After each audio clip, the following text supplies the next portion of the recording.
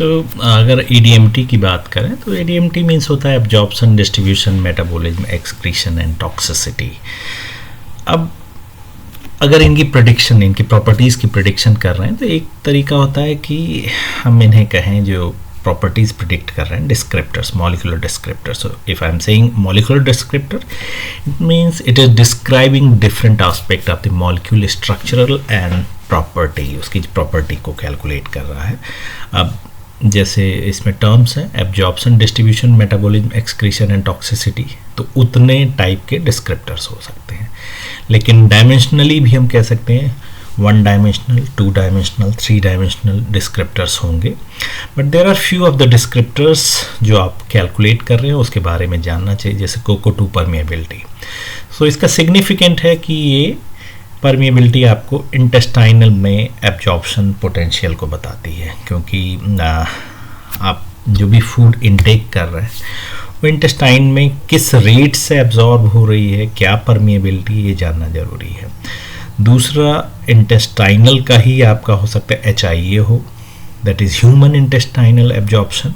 तो basically food या कोई भी ड्रग जो फूड के साथ लिया जा रहा है उसका एब्जॉर्प्शन यानी जो इन सेल्स में है वो कैसा हो रहा है। नेक्स्ट है ब्लड ब्रेन बैरियर परमिएबिलिटी। तो इसका मतलब जो आपने ड्रग कैंडिडेट लिया है उसकी ability to cross into this CNS system, ज़रूरी नहीं है सभी ड्रग उसमें क्रॉस कर पाए। तो इसमें 2-3 चीज़ें बहुत ज़रूरी होती हैं, एक ब्लड ब्रेन बैरियर परमिएबिलिटी और दूसरा P ग्लाइकोप्रोटीन, यानी ये ट्रांसपोर्टर होता है जो लिमिट करता है, यानी कुछ ड्रग कैंडिडेट को ये रोक देता है परमिएबिलिटी, आई मीन ब्रेन में परमिएबिलिटी होने से।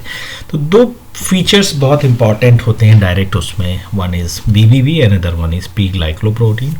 फिर जब एक्सक्रीशन में बात करते हैं तो CYP450 के इंट्रैक्शन कुछ बहुत इंपॉर्टेंट होते हैं, जैसे CYP3A, CYP2D, CYP2C, CYP2C19, CYP1A।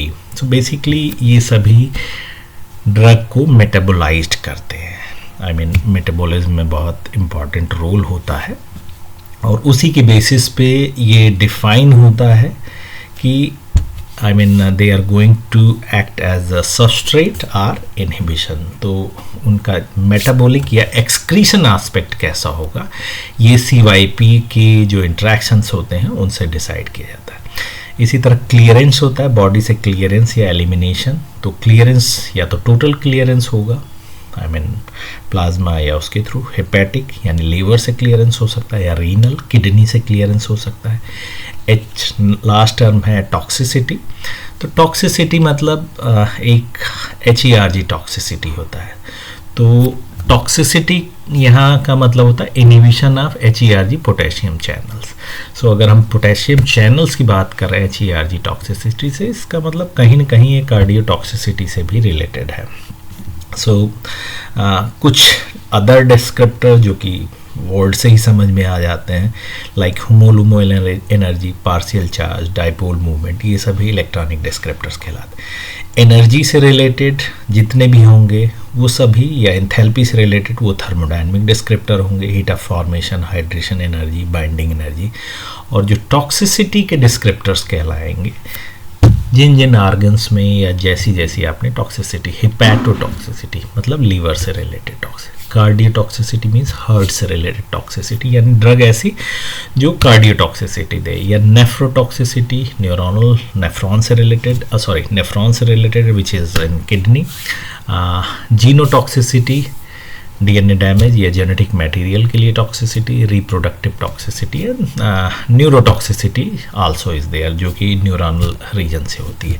So these are few of the basic point which you should be aware and try to read it of course.